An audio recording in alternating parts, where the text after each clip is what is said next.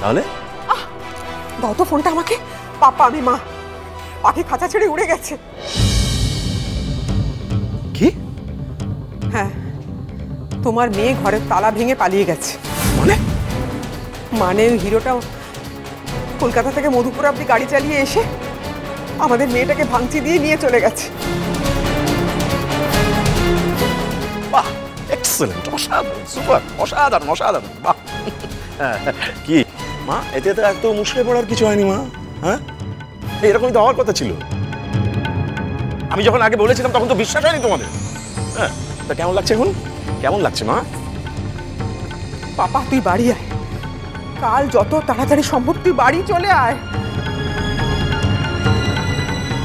কেন কেন কি কি করবো আমি ওখানে গিয়ে? আমাকে কি আবার হিরোর বাড়ি পাঠাবে নাকি তাকে ধরে আনতে? এখনো শিক্ষা হয়নি তোমাদের? এখনো শিক্ষা? আরে বাবা, কি করবে তোমরা ওই মেয়েটাকে দিয়ে? কি হবে ওকে দিয়ে? আরে ওর জাত ধর্ম কিছু অবশিষ্ট আছে নাকি? আরে বাবা, তোমরা কেন মেনে নিতে পারছো না যে ও মেয়েটা মরে গেছে? দেখি ভাই শোন, থানায় এফআইআর করেছি আমরা। হ্যাঁ, শুধু তাই না, বড়বাবু ফোর্স নিয়ে বেরিয়ে গেছে ওদের গাড়ির পিছন পিছন। যে কোনো মুহূর্তে ওদেরকে ধরে ফেলবে। যে কোনো সময় খবর এসে যাবে যে ওরা ধরা পড়েছে। তাতে কি এলো গেল আমার? কি কি কি গেল? কি করবো ওকে দিয়ে আমি?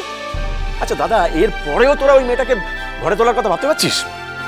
তাই বলে এত বড় অন্যায় করতে পারলো যে ছেলেটা, তাকে আমরা ছেড়ে দেবো নাকি?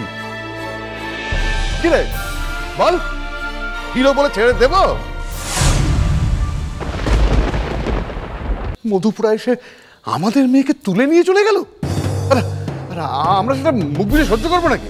বল বল, সহ্য করবো?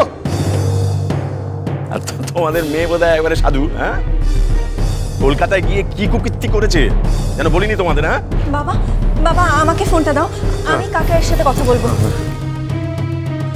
কাকাই, ওই ছেলেটাকে কিছুতেই ছেড়ে দেওয়া চলবে না। আজ মধুপুরার লোকেদের হাতে মার খেয়েছে ছেলেটা, তারপরেও ওপেন চ্যালেঞ্জ ছুড়ে দিয়ে আমাদের তুতুলকে নিয়ে চলে গেছে। কাকাই, আমি তোমায় বলছি, এই ছেলেটাকে কিন্তু তুমি কিছুতেই স্পেয়ার করবে না, কিছুতেই স্পেয়ার করবে না। আমরাও দেখতে চাই নাম, অর্থ, যশ এইসব থাকলে সাধারণ মেয়েদের জীবন নিয়ে এরকম ছেলেমেয়ে খেলা যায়? তারপরে আবার শুনলাম এই ছেলেটার অন্য কোথাও অন্য মেয়ের সাথে বিয়ে ঠিক হয়ে গেছে।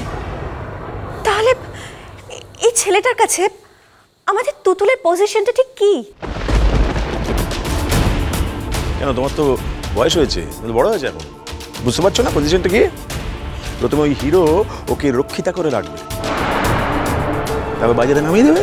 কাকাই, আমি তোমাকে রিকোয়েস্ট করছি, তুমি কাল যত তাড়াতাড়ি সম্ভব বাড়িতে চলে এসো প্লিজ। এই ঘটনাটা কিছুতেই ছেড়ে দেওয়া যাবে না কাকাই, তার জন্য যত দূর যেতে হয় আমরা যাব। এই ঠিক আছে ঠিক আছে, আমি রাখছি এখন, দেখছি আমি কি করা যায়। আসবে বললো? কি রে? আসবে কালকে কাকাই, ঠিক আসবে, তোমরা দেখো। কি রে তোরা এত রাতে বাড়িতে, কি ব্যাপার? আমি তো আসলে তুতুলের খবর নিতে এলাম, আর দেবলীনাদের বাড়িতে গিয়ে জানাতে জর্গা নিয়েও আসতে চাইলো। কাজের কথাটা আগে বল পিঙ্কি। খবর কি হয়েছে? তোরা কি কোনো খবর পেয়েছিস? বল না। আমরা আসার সময় ওই সংকীর্তনের দলের সাথে দেখা হলো, ওখানে আমাদের স্কুলের দারোয়ান রঞ্জিত ছিল। ও বলল। কি বলল? কি চুপ করলো যে? কি হয়েছে? গাড়ি অ্যাক্সিডেন্টে মারা গেছে দুজনে। মা চুপ করো তো বৌমা, এখন মারা গেলে অন্তত জানবে আমাদের মানটুকু বাঁচবে। এই রে বলি না, চুপ করে আছিস কেন? আরে বল, কি খবর এনেছিস? ও বুঝতে পারছিস না আমাদের খুব টেনশন হচ্ছে।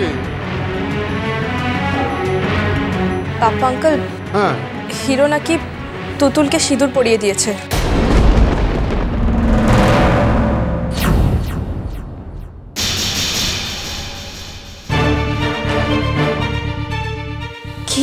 হ্যাঁ মানে রঞ্জিত তো তাই বলল। ও নিজের চোখে দেখেছে তুতুলকে সিঁদুর পরা অবস্থায়।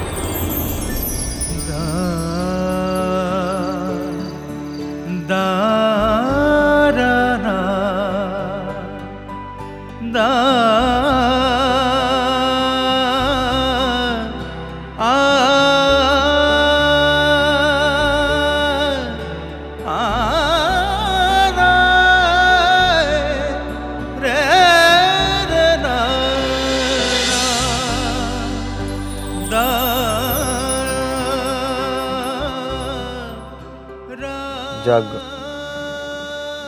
গাড়িটা বেরিয়ে গেছে, কিন্তু আমাদের আর এগোলে চলবে না, কারণ এগুলি ওরা আমাকে আবার ধরে নেবে। তাহলে আমরা কোথায় যাব? আজ রাতটা এখানেই কোথাও কাটাতে হবে। কাল সকালে গাড়ির নাম্বার প্লেটটাও চেঞ্জ করে ফেলতে হবে। কি করে? সেটা তুমি আমার উপর ছেড়ে দাও।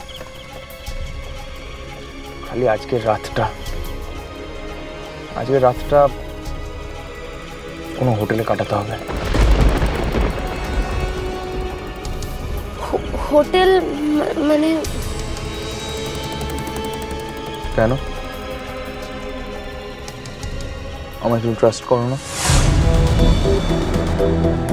ভরসা করো না আমার উপর?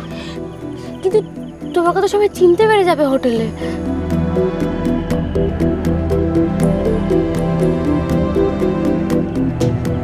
সঠিক পরিচয়টা বলা যাবে না। কিন্তু তোমাকে তো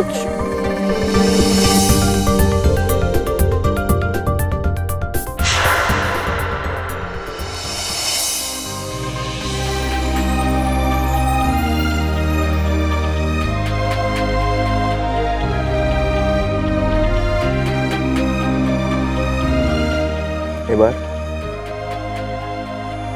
চেনে যাচ্ছে না। Let's go.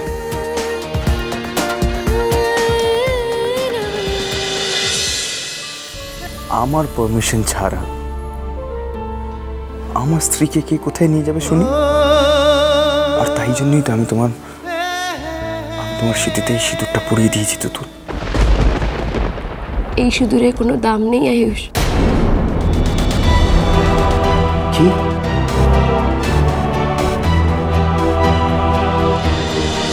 চোখের তারা চলো চলো চলো চলো চলো পাল্টাই।